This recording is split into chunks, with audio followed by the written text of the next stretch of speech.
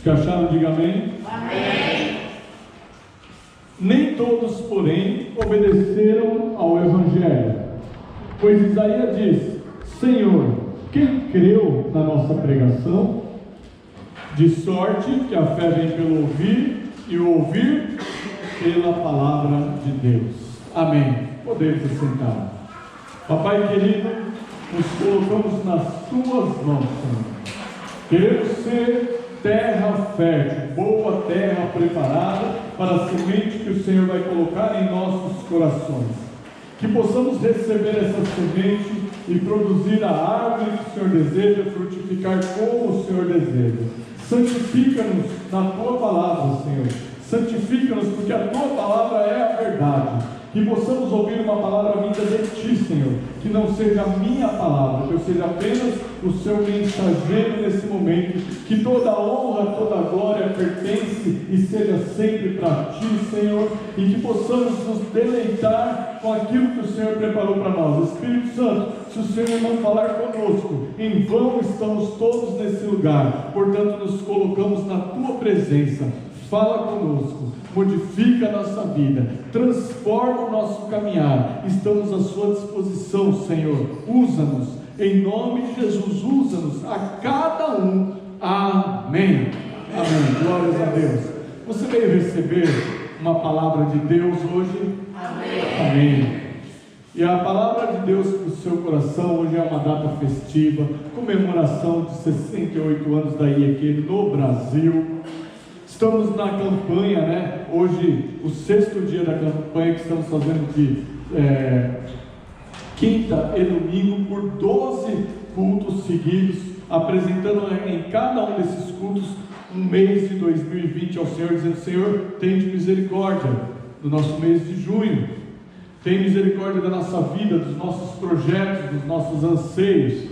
Então, hoje nós estamos num culto festivo, num culto de campanha. Hoje é o referente ao mês de junho, e depois nós vamos apresentar ao final desse momento de palavra, esse mês ao Senhor.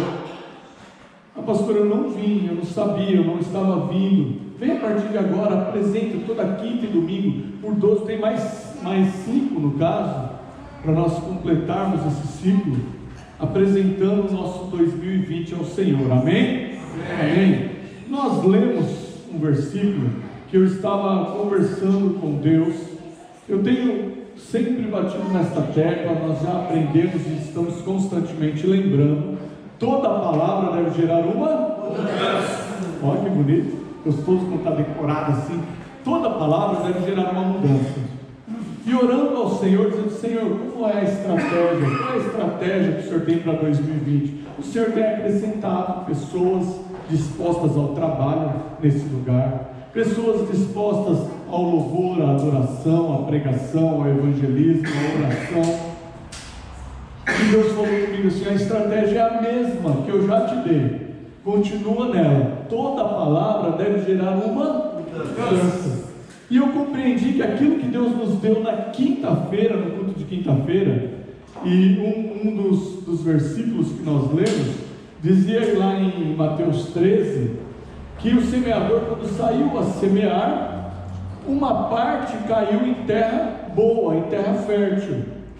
E essa parte, essa semente que caiu na terra fértil, ela gerou 30 por 1, 60 por 1 e 100 por 1. Aí o Senhor falou ao meu coração, e eu fiquei pensando: nós já estamos na estratégia e não entendemos que já era aquele plano de Deus. E o Senhor, qual a estratégia para 2020? O que o Senhor deseja? Porque essa é a obrigação pastoral: descobrir qual é o plano do Senhor, clamar pelo plano do Senhor, trabalhar dentro do plano do Senhor, guiar a igreja dentro daquilo que Deus deseja, não do que eu como pastor desejo, não dentro exatamente do que a igreja deseja, mas nós temos que estar no centro da vontade de quem? De Deus. E Deus falou: a estratégia é a mesma, porque quando a palavra gera uma mudança, é porque ela caiu em terra fértil. E quando ela cai em terra fértil, ela vai gerar no mínimo 30 por 1, ela vai gerar 60 por 1, ela vai gerar 100 por 1. O que a palavra de Deus está dizendo? Que há um crescimento natural, uma frutificação, quando a palavra cai em terra fértil.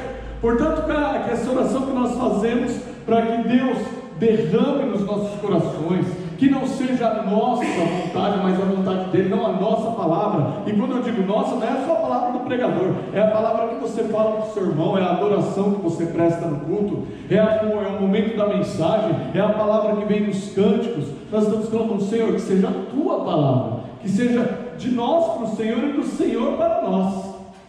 E o Senhor está dizendo assim: olha, aquela palavra que cai em terra fértil, ela gera. Esse 30 por 1, 60 por 1, 100 por 1, não é só crescimento quantitativo. Olha, a pessoa vai vir e vai trazer mais 30 convertidos, glória a Deus, quer mais 30, mais 60, mais 100, se cada um reproduzir a presença de Deus para que outros se acheguem ao plano de salvação, aleluia. Mas se você conseguir reproduzir a bondade de Cristo para mais 30 pessoas, se você conseguir perdoar mais 30, 60, 100, se você conseguir fazer a vontade de Deus 30 vezes no mês, 60 vezes dentro de um mês, 100 vezes dentro de um mês, você está crescendo, sendo abençoado e se transformando em abençoador. Porque se nós estamos no reflexo de Cristo, se estamos vivendo a vida cristã, se somos chamados de crente, de cristãos, estamos representando Jesus. E a representação, e viver como Jesus, e agir como Jesus, significa fazer muitas coisas que nós, como seres humanos, não íamos querer fazer. Abrir mão de muitos desejos, uma vez, 2, 3, 10, 30, isso é frutificar. Senhor, eu podia escolher o pecado, mas eu vou escolher a obediência. Podia escolher a tristeza, mas eu vou escolher me alegrar no Senhor. Podia ter ficado em casa, mas eu vou para a casa de Deus, porque eu aprendi que eu devo ter um compromisso com Deus. Com bom e com suave é o quê? Os irmãos vivem em união. Essa união, ela acontece uma vez, 2, 3, 10, não sei quantas vezes no mês, mas ela não acontece só na casa de Deus. Ela acontece quando você encontra um outro cristão andando por aí e vem com a saudação, a paz, meu irmão. Se ele falar a paz de Deus, a paz de Cristo, graça e paz, a paz, não importa, receba, transmita, seja aquele que está levando as boas novas através de um cumprimento, de um abraço, de uma saudação. Mas nós temos que ser aquilo que o Senhor Jesus planejou para nós. E para que isso aconteça, para sermos terra fértil, toda palavra que vier em nosso coração tem que mudar a nossa vida. Toda palavra que entrar nos nossos ouvidos tem que descer para os nossos sentimentos, tem que permanecer na nossa mente, de forma que a nossa mente condicione os nossos sentimentos a fazerem sempre a vontade de Deus e rejeitarmos a vontade do inimigo. Por quê? Porque Jesus Cristo está voltando.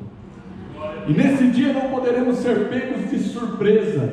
E se não houver crescimento, não houver transformação, não tiver arrependimento, na vida de Jesus ficaremos. No dia do julgamento seremos condenados. Mas se estivermos na vontade de Deus, sendo santificados pelo sangue de Jesus, arrependidos dos nossos pecados e planejando, porque é um planejamento a nossa salvação, nós vamos atingir o objetivo, porque a vida nesta terra passa, mas a vida com Deus, ou sem Ele, é eterna. E hoje, a mensagem de hoje está voltada para o tema do aniversário da igreja. Nós aprendemos, ou passamos, aliás, por 4 processos que a Igreja do Evangelho Quadrangular prega constantemente. Por isso são os 4 pilares da Igreja do Evangelho Quadrangular. Quais são? Jesus Cristo salva, Jesus Cristo batiza com o Espírito Santo, e Ele é o Rei que voltará. Esses são os pilares que a Igreja do Evangelho Quadrangular faz questão de pregar, porque nós vivemos isso. Quando precisamos, Jesus Cristo salva e nos tira da perdição e muda a nossa vida. Quando há necessidade, Jesus Cristo cura. Quando desejamos a intimidade e buscamos essa intimidade, gastamos tempo nos aproximando de Deus, somos batizados com o Espírito Santo. Mas também temos que ter a consciência que, por mais que estejamos recebendo de Deus, haverá um momento na face da terra que isso vai cessar e passaremos pelo julgamento. Pode ser que cesse ou pela nossa morte ou pela vinda de Jesus, mas o Senhor Jesus já dizia: eis que cedo venho, eis que venho sem demora, porque nós precisamos estar preparados para essa frase, para esse momento, para esse aviso. E por mais que sejamos abençoados financeiramente, emocionalmente, espiritualmente, nós temos que preparar o caminho para a salvação, porque nesse caminho a porta ela é estreita.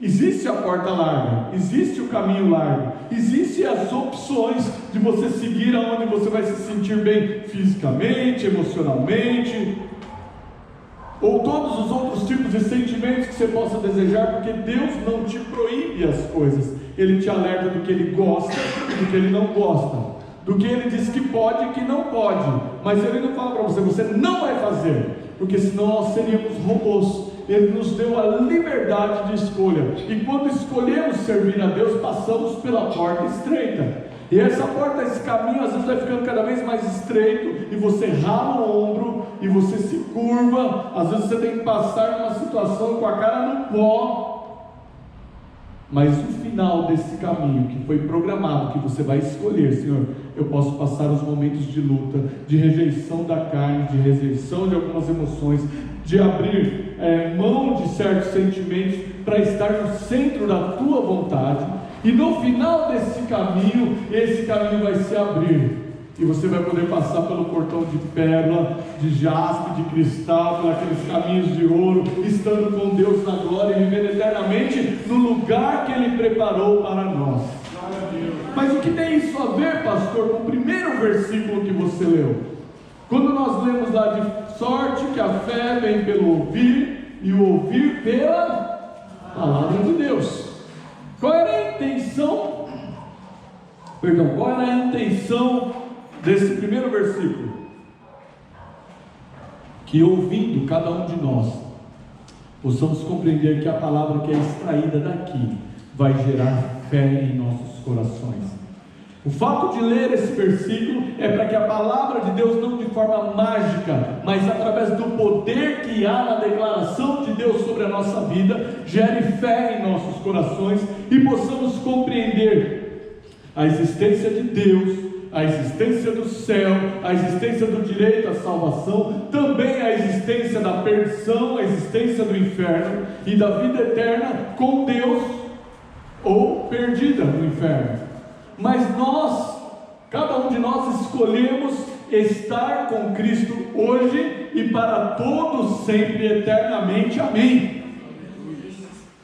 Porém é uma decisão que, tendo consciência que Jesus vai voltar, temos que dar manutenção, e para ter essa manutenção tem que ter crescimento, tem que ser gerado fé na nossa vida. Fé, porque vão ter momentos que Satanás vai querer retirar a alegria da tua vida, para que você se sinta entristecido, acabrunhado, decepcionado. Sabe qual uma das coisas, quais são, citando uma das coisas entre as que acontece, aqui é bem comum para levar as pessoas para o inferno: decepção com as pessoas dentro da igreja, decepção com os pastores, decepção com a igreja, decepção com Deus, por conta daquilo que nós vemos nas igrejas, porque viemos para a igreja esperando que a igreja seja diferente, que o povo seja diferente, que todo mundo se ame, que não aconteça nada de errado, porque é um povo perfeito, é um povo que se descrente, é um povo...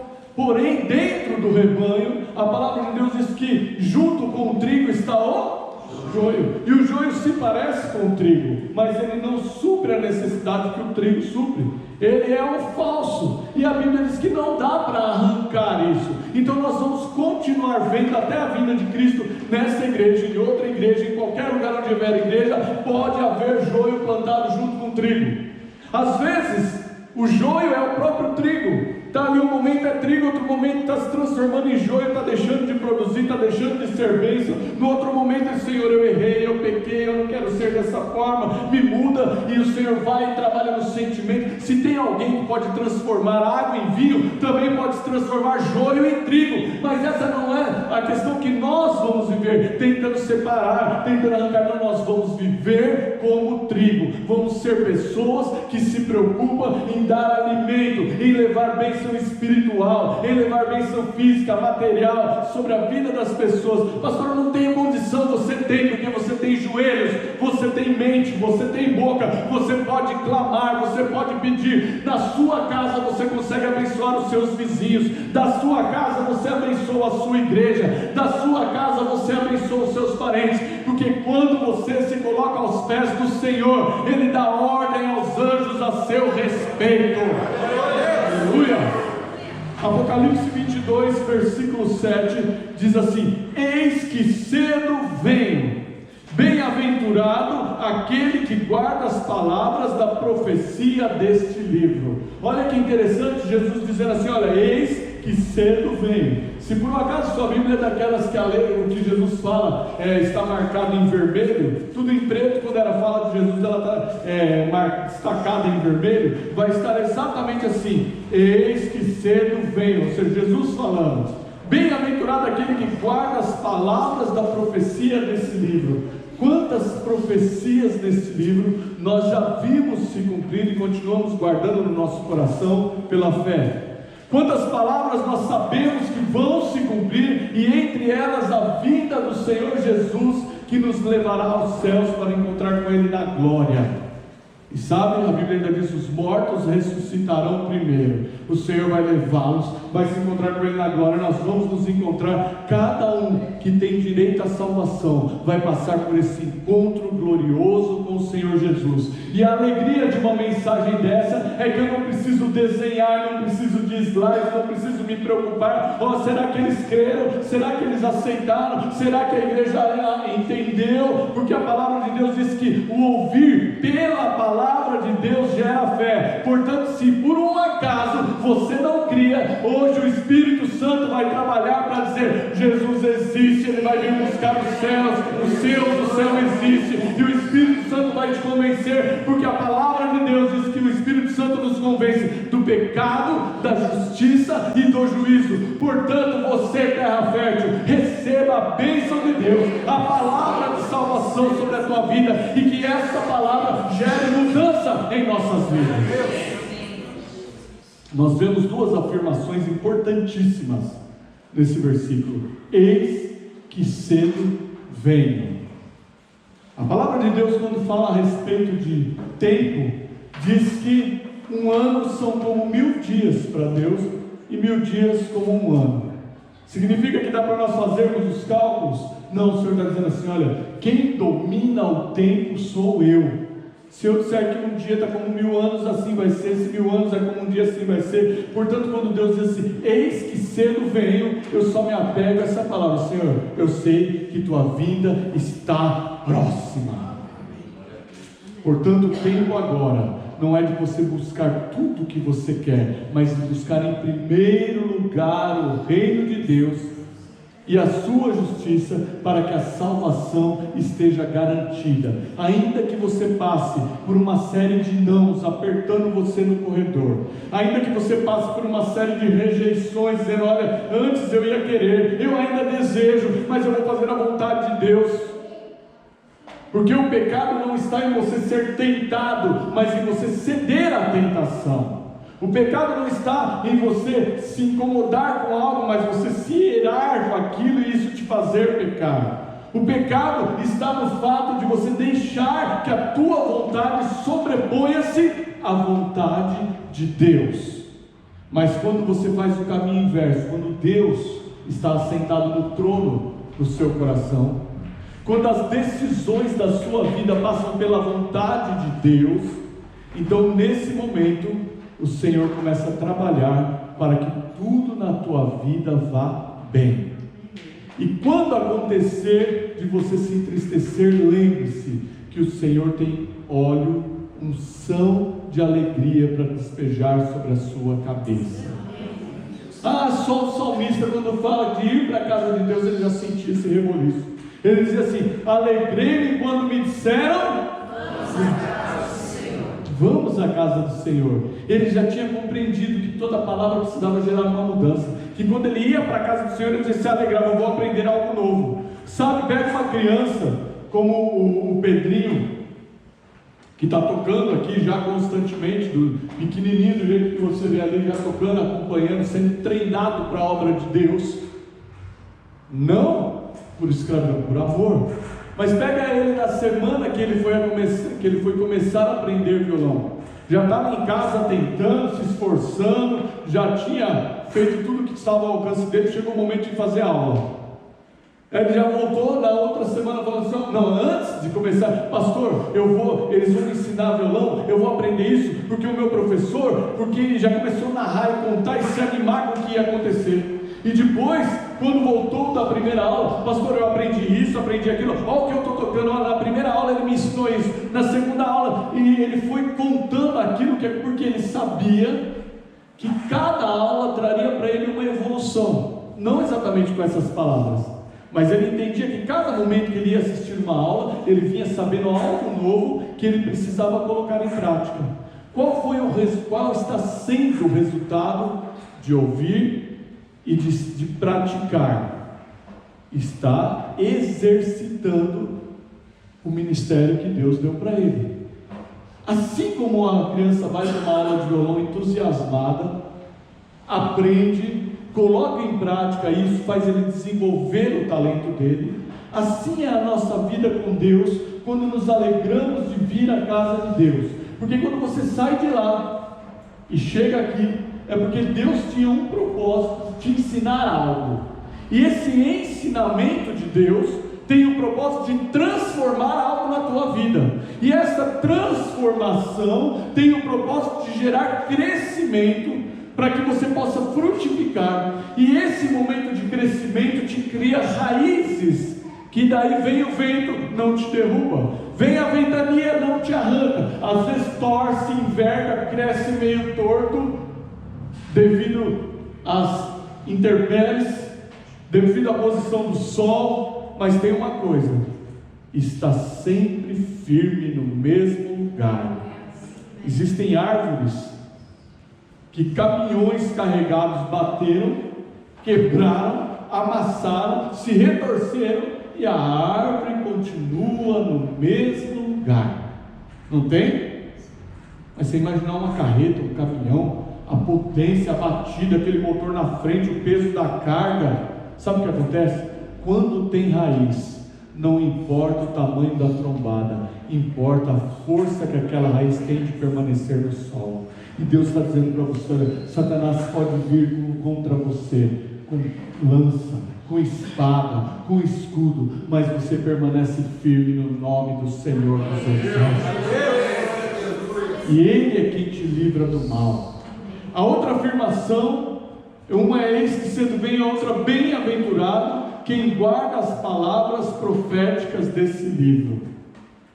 Guarde essa palavra, guarde aquilo que Deus te dá. Sabe por quê? A promessa é que quando você guarda as promessas de Deus, as profecias de Deus, aquilo que o Senhor disse que iria acontecer, isso é profecia. Quando Deus diz assim: quem faz isso, acontece aquilo, é profecia. Quem age desta forma, colhe esse fruto, é profecia.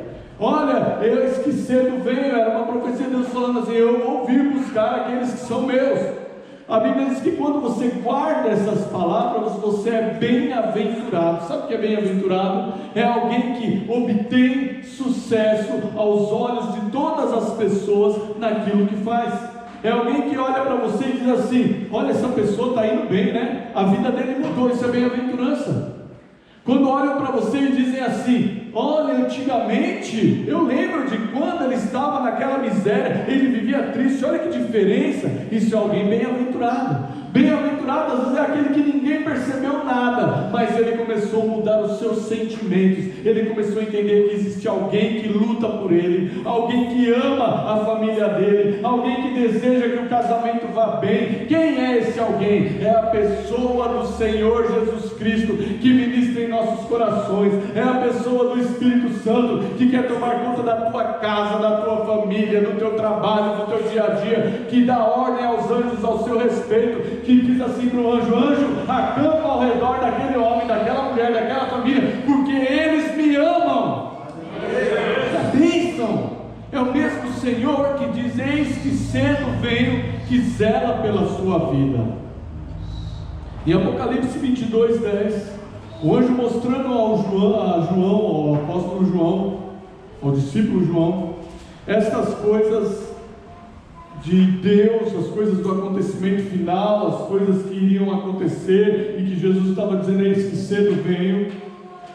O anjo, por determinação de Deus, disse para João assim: João, não sela esse livro não fecha esse livro, não lacra esse livro, porque o tempo da vinda de Jesus se aproxima. Ele estava dizendo assim: olha, a situação é o seguinte, João, eu vou te mostrar um monte de coisa, e você vai ver que Jesus Cristo está voltando, e que cedo ele vem, e que nos últimos tempos vai acontecer isso, aquilo, aquele outro. Ele começa a descrever o final dos tempos, e tudo aquilo que você conhece, que até quem não gosta de Deus, quem vive em outras coisas, gosta do livro de Apocalipse, porque é uma realidade, gostando ou não, crendo ou não, Jesus Cristo vai voltar, e nós vamos passar pelo julgamento, e pretendemos morar com Ele na glória. Mas daí diz, João é instruído assim: não lacre o livro, não sela o livro. João, o povo precisa saber que eu estou voltando, precisa ser pregado nos 4 cantos, precisa ser anunciado: Jesus Cristo está voltando. Às vezes se reúnem multidões e são gastos tempos preciosos da vida daqueles que estão, e talvez no último culto, no último encontro possível com Deus na face da terra, e fala-se de prosperidade, fala-se de cura, mas pouco se fala da salvação de Jesus Cristo aos corações. A Bíblia diz que todo aquele que crer e for batizado será salvo, e o que não crer será condenado. E às vezes há uma preocupação de pregar sobre salvação e condenação, ou fala-se só do amor, mas não se mostra a questão da ira, mostra-se a bondade de Deus, mas não a correção de Deus. Eu vou dizer uma coisa, meu irmão, e as pessoas e mais pessoas têm medo às vezes de falar, porque fala: vai esvaziar a igreja. As pessoas não querem ouvir isso, elas vieram para ouvir falar de amor, ou elas vieram para ouvir falar de prosperidade, ou vieram atrás de cura. Não existe amor maior do que saber que existe perdição. Não existe amor maior do que um Deus que demonstrou que tudo pode acontecer, mas você tem que escolher o que você deseja que aconteça. Que o mundo está fadado, a Bíblia diz: o mundo jaz no maligno. Mas também diz assim: eu vim para que eu tenha vida e vida em abundância. Portanto, nós pregamos amor, pregamos salvação, pregamos prosperidade, mas lembramos que nada disso teria valor se não entendermos que existe um momento chamado eternidade, e que vamos adentrar nesse momento e não tem mais retorno. E nesta eternidade precisamos, antes de chegar, antes de passar o portal da eternidade chamado morte, precisamos estar bem com Deus, com o nosso nome no livro da vida, garantindo a nossa salvação e dando manutenção para que nós possamos produzir 30, 60, 100, porque Deus vai olhar para nós e vai dizer: ali está um servo que é terra fértil. Vindo o semeador, jogou, caiu na beira do caminho. Oh, se caiu ali na beira do caminho, os pássaros comeram. O que caiu na beira do espinho foi sufocado. Outros foi lá e, não entendendo a palavra, veio o maligno e arrebatou a palavra, disse. O Senhor está dizendo assim: não deixa o maligno roubar a palavra que eu estou colocando no seu coração hoje. Eu te amo e quero que você passe comigo a eternidade. E não se preocupa não. Você pode ser próspero, você pode ser curado, você pode ser abençoado, mas o que acontecer na face da terra vai durar no máximo Quanto tempo? A mulher mais velha que tem registrada atualmente, não sei se faleceu já ou não, mas estava com 130 anos, numa cidade do interior aqui no Brasil. Mas viver 130 anos na linha chamada eternidade não representa nada. Portanto, se aqui você for curado, for próximo, for abençoado, dá glória a Deus, vive feliz, aproveita as coisas que Deus te deu, mas não se esqueça que o primordial é manter o teu nome no livro da vida, porque Jesus está voltando. Apocalipse capítulo 22, versículo 11, deixa uma lição para nós muito importante. Apocalipse 22, 11 diz assim: quem é injusto, faça injustiça ainda. Quem é sujo, suje-se ainda. Vou parar aqui antes de continuar o versículo, só para fazer a gente imaginar. Se você vai pegar a Bíblia e vai ler lá assim: quem é sujo, suje-se ainda. Quem é injusto, seja injusto ainda, continue na injustiça. Não, mas o que Deus quer dizer com isso? Então, nós temos que nos manter no errado. Sabe o que Deus está mostrando? Que muitas pessoas não desejam mudar. E você vê, pela situação do país, pessoas que são condenadas por seus erros, comprovadamente condenadas pelos erros, e quando colocam ele na mesma, ou ela na mesma posição, eles continuam mantendo a vida errônea. Se roubava, continua roubando. Se não prestava, continua não prestando. Se era sujo, continua se sujando. Por que nós dizemos a respeito das pessoas, fulano não quer oportunidade, se não tem mais jeito? É porque nós vemos na nossa visão humana que ele quer continuar no vício, que ele quer continuar no erro, que ele quer continuar sendo problemático. O pai faz de tudo, a família faz de tudo, todo mundo investe, e aquela ovelha problemática continua sendo ovelha problemática. É porque tem gente que não quer ser terra fértil. Qualquer semente que jogar lá vai bater no chão e vai ficar à disposição dos pássaros.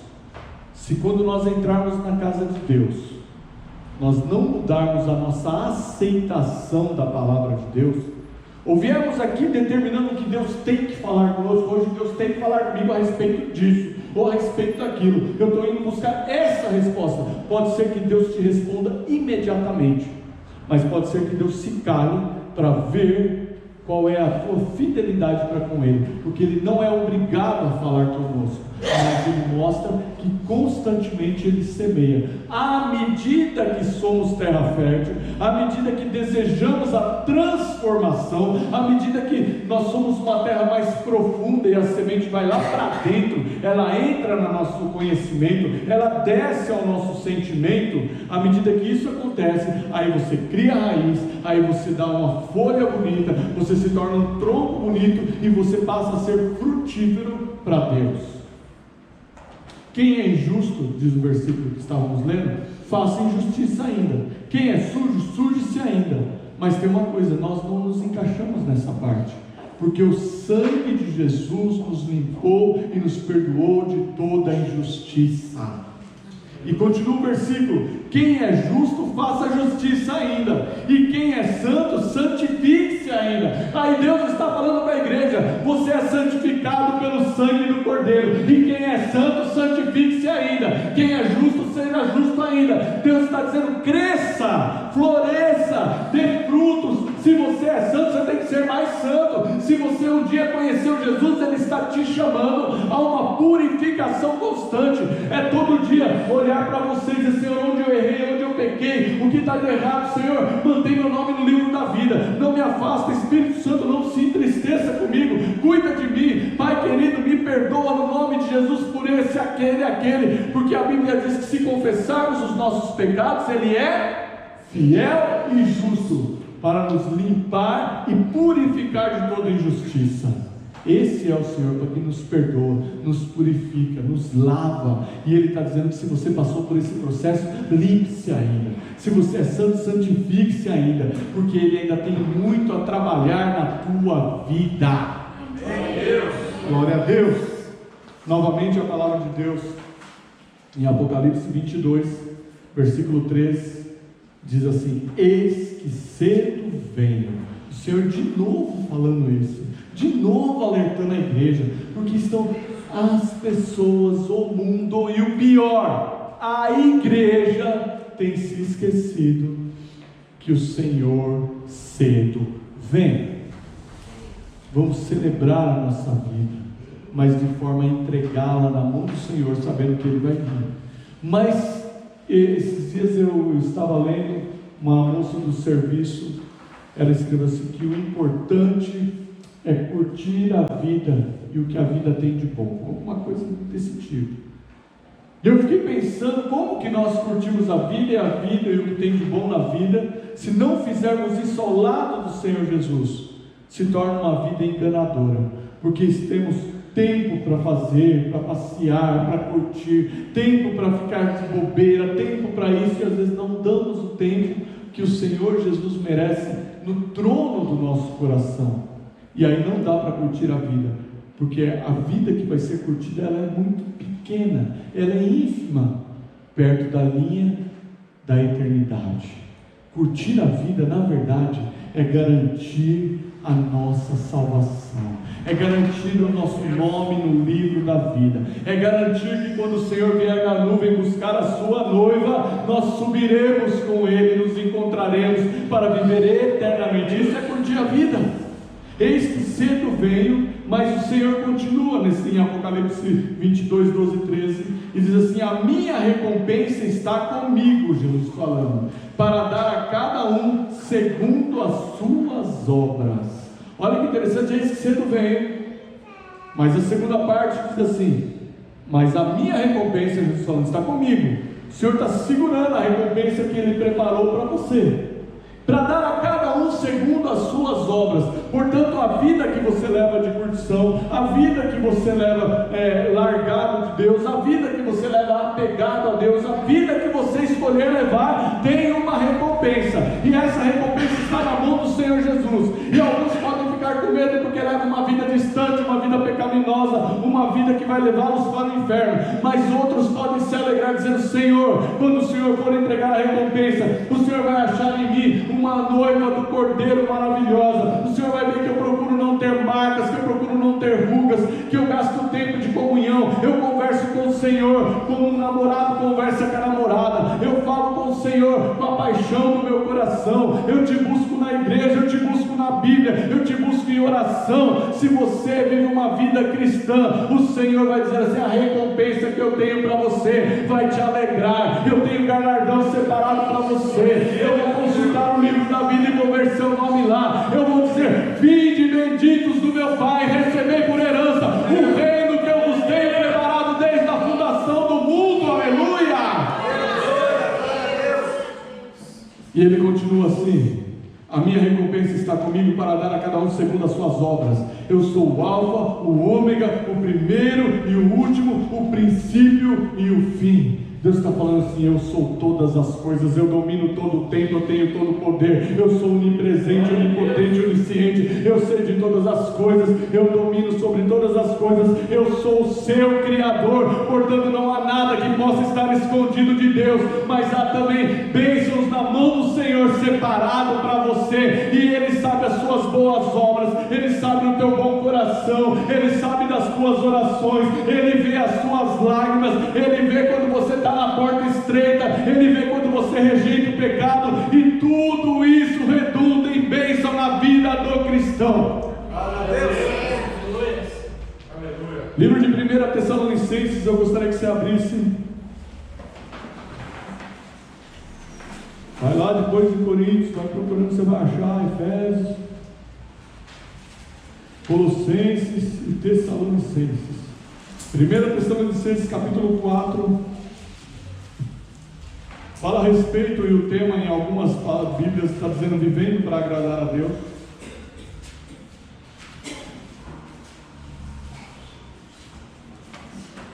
Está ouvindo Deus falar contigo? Diga amém. Amém. Vou fazer com você o que eu não gosto que façam comigo. Olha que exemplo ruim. Não gosto quando começa a dizer: vira para o teu irmão e fala: falar isso, vira para o teu irmão e fala aquilo, vira para o teu irmão. Eu não é um hábito meu, porque eu me sinto meio tímido quando acontece isso, meio esquisito, não é timidez. Mas eu vou fazer isso uma vez. Escolha o irmão, olhe bem nos olhos dele e diga assim: Deus está falando com você hoje. Fala em alta voz, olha.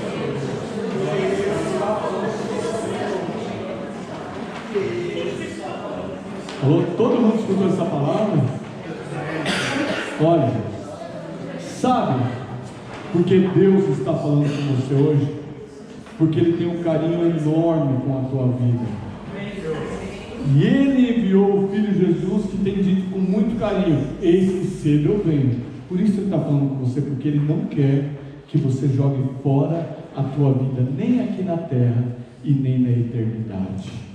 1 Tessalonicenses capítulo 4, falando a respeito de agradar a Deus, o apóstolo Paulo, falando com o povo de Tessalonicenses, diz assim: finalmente, irmãos, nós vos rogamos, exortamos.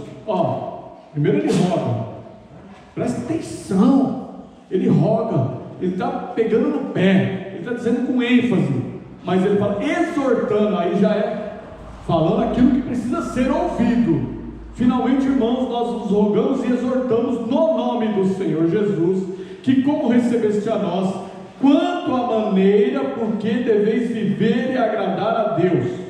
Olha o que ele está falando: quanto à maneira, igreja, quanto à maneira que você deve viver e agradar a Deus, assim andeis, ou assim andai, para que abundeis cada vez mais. Ele está dizendo assim: olha, quanto à maneira de viver, ande de forma que faça você abundar a cada vez mais. O que ele estava dizendo? Vocês são exortados, são corrigidos, eu estou rogando e corrigindo a vocês, o apóstolo Paulo dizia, para que haja crescimento. Não é exatamente o que nós temos falado constantemente, o Oswaldo está trocando em miúdos, toda palavra deve gerar uma? É isso que Paulo está falando para eles em outras palavras. Eu estou exortando, estou ensinando, para que na sua maneira de viver você agrade a Deus. Assim andai, para que abundeis cada vez mais. Está dizendo, cada vez você vai ter um crescimento, a abundância, cada vez vai vir uma mudança. E portanto, quando você sair do culto, pense: o que Deus falou comigo, o que Ele espera de mim. A palavra de hoje, o que é? Jesus está voltando, eu tenho que manter meu nome no livro da vida, eu tenho que confessar os meus pecados. Se eu não fiz, eu tenho que entregar a minha vida ao Senhor Jesus, para que eu tenha meu nome escrito no livro da vida. Eu tenho que me reconciliar com o Senhor, tenho que olhar para que haja abundância. Por isso Paulo exortava, por isso Paulo rogava, por isso Paulo ensinava, para que a igreja tivesse abundância. Versículo 2 diz assim: pois vós bem sabeis que mandamento vos tenho dado pelo Senhor Jesus. Está dizendo assim: olha, igreja, vocês sabem bem que o que eu estou ensinando, que eu estou pregando, o apóstolo Paulo dizia, é aquilo que o Senhor Jesus deu, são os mandamentos de Jesus, são os ensinamentos. Entre esses ensinamentos, Jesus ensinava, e Jesus deixou eles preparados para pregar, que Ele voltaria. Versículo 3: e esta é a vontade de Deus para que a vossa santificação, e esta é a vontade de Deus para a vossa santificação, que vos abstenha da prostituição, que cada um de vós saiba controlar o próprio corpo de forma honrosa, não dominados pelo desejo desenfreado como gentios que não conhecem a Deus. Olha, eu acho que nunca houve uma geração com desejos tão desenfreados como o que nós estamos vivendo nessa geração. Que na sua época você dizia: eu saía de casa às 6 da tarde, e o pai dizia: às 9h30 eu quero você em casa. Hoje, quando é meia-noite, eu vejo o Uber chegando, chega um, chega dois, chega três Uber na minha rua, e aquilo que eu considerava jovenzinho, tudo entrando e indo para as baladas, e mais tarde eles postam fotos na boate, fotos dali, fotos daqui, ou quando não postam, voltam mostrando para tudo onde eu fui, ou chegam em casa embriagados, ruins, bêbados. E a palavra de Deus está me ensinando totalmente ao contrário, já naquele período, que deveriam se abster do pecado, da prostituição, de ser dominado pelo próprio corpo. E Paulo vem pregando uma série de coisas que faz nós mudarmos a nossa vida, o nosso conceito de sociedade, o nosso conceito com o próximo, o nosso conceito de realização pessoal. E ele continua No versículo 7, diz assim: pois Deus não nos chamou para a impureza, mas para a santificação. É por isso que o Senhor te chamou, é por isso que o Senhor chamou a igreja, não para a impureza, seja ela qual for, mas para a santificação. Para ter santificação, precisa ter mudança. A palavra tem que entrar e mudar, tem que entrar e tirar fora as coisas ruins. Tem que abundar a presença de Deus, para que aquilo que não é de Deus saia. O que acontece o que acontece com a escuridão quando você acende a luz? Ela vai embora, não vai? Mas se você apagar a luz, o Senhor é a luz na tua vida. Quando Ele acendeu aí, é para nunca mais ninguém apagar. E a palavra de Deus fala a respeito da vinda do Senhor Jesus ainda no capítulo 4, versículo 14. Cremos que Jesus morreu e ressurgiu, e assim também cremos que Deus tornará a trazer com Ele todos os que dormem em Jesus. Versículo 16: pois o mesmo Senhor descerá do céu, e eu gosto que essa palavra é grande. Pois o mesmo Senhor descerá do céu com um grande brado, a voz do arcanjo, ao som da trombeta de Deus, e os que morreram em Cristo ressurgirão primeiro. Depois nós, que ficarmos vivos, seremos arrebatados com Ele nas nuvens para o encontro do Senhor nos ares, e assim estaremos para sempre com o Senhor. E o versículo 18 ainda fala algo mais glorioso: portanto consolai-vos uns aos outros com essa palavra. Quando a pessoa estiver se sentindo mal, quando ela precisar de algo, quando você olhar para um irmão da tua igreja necessitado e falar assim: irmão, sabe qual é o consolo? O consolo é que esteja acontecendo o que for, se Jesus voltar agora, você vai passar a eternidade com Ele na glória. Isso é o que importa. Aleluia! Glória a Deus. E sabe que o título, no capítulo 5 de 1 Tessalonicenses, diz assim: instruções finais. Jesus está voltando, são os últimos tempos, precisamos ter instruções finais mesmo. Você está chegando na época da tua formatura, você está chegando na época do noivado, do casamento, você já está noivo. Quem é a igreja? A noiva do Cordeiro. Você já está para se formar como ser humano. A sua formatura vai vir pela vinda de Jesus ou por sua morte. Uma das duas coisas está para acontecer, porque na linha da eternidade 130 anos não é nada, então está perto. Não sabemos quanto tempo nós temos de vida, ou quanto tempo temos até a vinda do Senhor. E quando vem as instruções finais do apóstolo Paulo para o povo de Tessalônica, ele diz assim lá no versículo 5, no capítulo 5, versículo 12: agora rogamos, irmãos, que tenhais consideração pelos que trabalham entre vós. Engraçado que quando ele começa a ensinar a respeito da vinda de Jesus, ele começa a ensinar como a igreja deve se portar. Sabe por quê? Porque quanto mais próximo a vida, mais nós temos que conviver como igreja, mais nós temos que conviver como irmão, porque quando um estiver fraco, é você que vai estender a mão para ele. Quando aquele estiver doente, é você que vai orar por ele. Quando estiver necessitado, é você que vai trazer ânimo para ele. Não é só o pastor, não é só Deus falando do céu, não. Você é boca de Deus na face da terra. Você é boca de Deus na igreja do Senhor. Você é noiva que ajuda a noiva.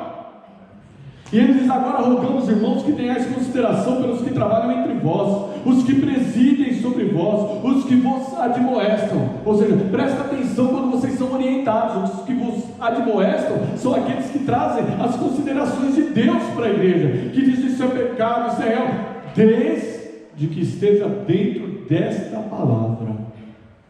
Porque a Bíblia também diz que serão muitos os falsos profetas, muitos que farão comércio da casa de Deus, e aí vai.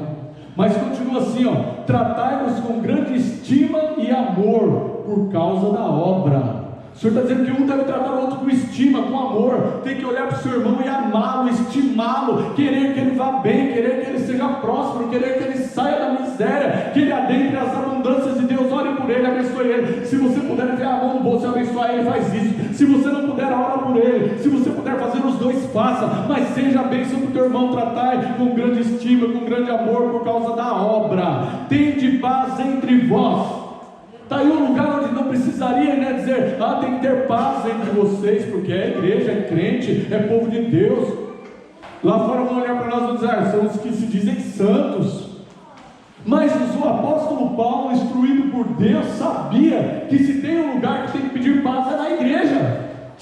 Tende paz entre vós. Você está falando, acaba com as coisas que tiram a paz. Comece a olhar para Cristo, para o objetivo da salvação, para o amor de uns para os outros. E versículo 14 diz, exortando-vos também, irmãos, que admoesteis os insubmissos.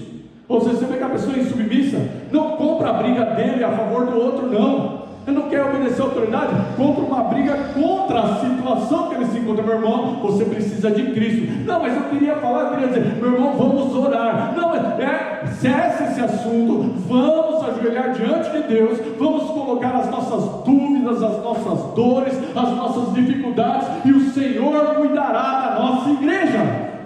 Porque diz, exortando-vos também, não esquece que está lá, orientações finais, que admoesteis os insubmissos, mas também diz, consoleis os desanimados. Consolar o desanimado, não é falar para ele, você está triste? Eu também estou.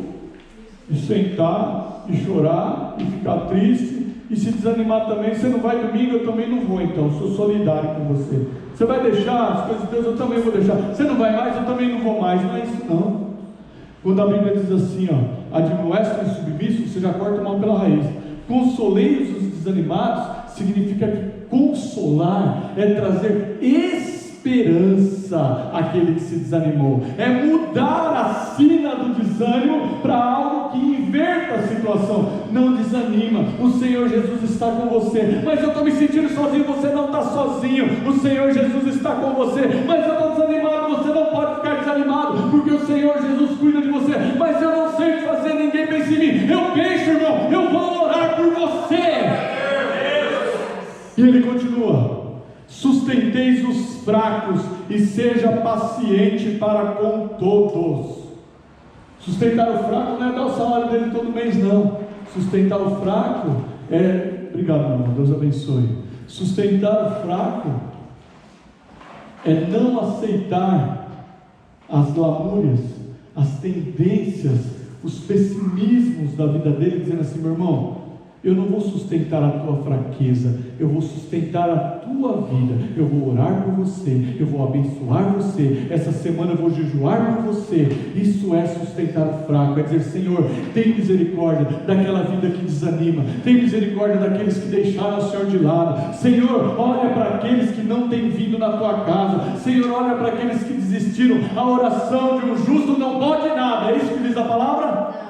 A oração de um justo pode muito em seus efeitos. Isso é sustentar o fraco. Vede que ninguém retribua a outro mal por mal, mas segui para sempre o bem, uns para com os outros e para com todos. Segui sempre o bem, uns para com os outros e para com todos. O Senhor está falando no individual e no coletivo, de mim para o próximo e do próximo para comigo, e de nós, eu e o próximo para com todos. O Senhor está dizendo assim, que todos possam viver essa união diante de Deus. É Jesus voltando, mas instruindo que enquanto não chega o momento de subirmos, temos que viver como noiva que se dá bem, como noiva que vive bem, como noiva que tem azeite e que espera ansioso a glória do Senhor. Versículo 16 diz, regozijai-vos sempre. Isso não é algo assim, se você quiser se alegra, não, é um mandamento. Regozijai-vos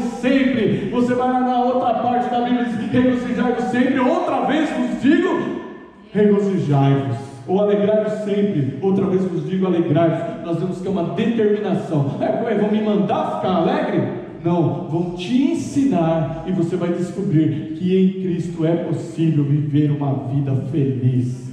Versículo 17 diz, orai sem cessar. Não pula essa parte, crente, cristão, visitante, amigo, irmão, não pula essa parte, porque se você quer frutificar na tua vida, orar sem cessar é a forma que Deus vai usar de preservar a semente no teu coração. E diz ainda versículo 18: em tudo dai graças, porque esta é a vontade de Deus em Cristo Jesus para convosco. Versículo 19 diz: não apagueis o Espírito. Está dizendo que nós podemos entristecer e apagar e extinguir e viver uma vida de cabeça baixa, entristecido porque apagamos o Espírito Santo. Mas quando você mantém a chama acesa, você se torna um homem, uma mulher feliz, produtivo. Você entra na casa de Deus reluzente, você vai lá no meio do mundão, é reluzente. Aonde você passa, o inimigo não consegue te olhar, nem colocando óculos escuros, porque a chama do Espírito sobre a tua vida.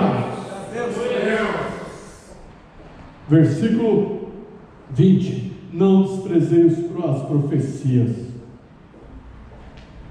Se você conseguir colocar no teu coração hoje a profecia de Jesus dizendo: eis que cedo venho, todas as outras profecias vocês vão conseguir acreditar fácil, porque o primeiro lugar da nossa vida pertence a Jesus e Ele está vindo buscar a tua igreja. Versículo 21 vai de encontro àquilo que fazemos sempre ao contrário. A nossa tendência é examinar tudo para reter o mal. A Bíblia diz: examinar tudo e retém o bem, ou eu retenho o que é bom. Aquela história a respeito do psicólogo que pega uma folha em branco, faz uma bolinha preta com a caneta assim, mostra, fala assim: o que vocês estão vendo aqui? O que as pessoas costumam dizer? Uma pintinha preta, uma folha de sulfite desse tamanho, uma pintinha preta. Raramente alguém diz uma folha branca. Todo mundo olha aquilo menorzinho, a menor manchinha, e o Espírito Santo está ensinando exatamente o contrário. Está falando assim: examina tudo, retém o que é bom. Quando você entrar na casa de Deus, aqui ou em qualquer outro lugar, não entre caçando o motivo de você ir embora do lugar que você entrou. Entre procurando o motivo de você estar ali, Deus presente naquele lugar. Versículo 22: abstende-vos de toda espécie do mal. Deixa para lá o que é mal. Abstende-vos. O mesmo Deus de paz santifique completamente, e todo o vosso espírito, alma e corpo seja plenamente conservado, irrepreensível para a vinda do nosso Senhor Jesus Cristo. Jesus está voltando, e Ele fala que todo o vosso espírito, alma e corpo tem que estar conservado, irrepreensível para a volta dele. Espírito, aquilo que te liga a Deus. Alma, onde estão as tuas emoções.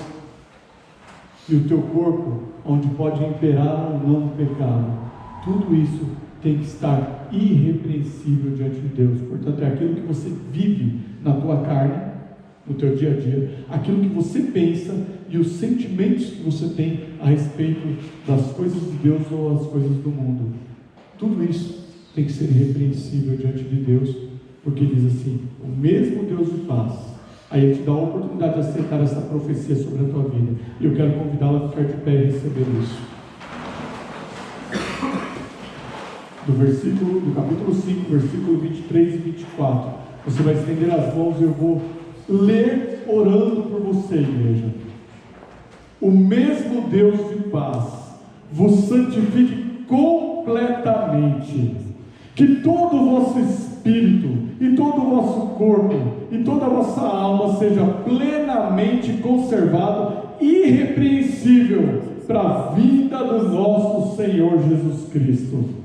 Fiel é o que vos chama, o qual também o fará. Receba em nome do Senhor Jesus. Coloca no teu coração essa palavra, porque fiel é o que vos chama. Papai do céu, eis aqui o teu povo, e a palavra de Deus diz que o Senhor é fiel, e que o Senhor nos chamou para sermos irrepreensíveis, mas diz que o Senhor fará. Portanto, nós declaramos que esse povo, terra fértil, oh Deus, terra preparada, recebeu essa semente e vai viver de maneira santa e irrepreensível no corpo, na alma e no espírito, para ser plenamente conservado, irrepreensível, conforme diz a tua palavra, para a vinda do nosso Senhor Jesus. Ou seja, garantir então o nosso nome no livro da vida e a salvação hoje e para todos sempre. Amém.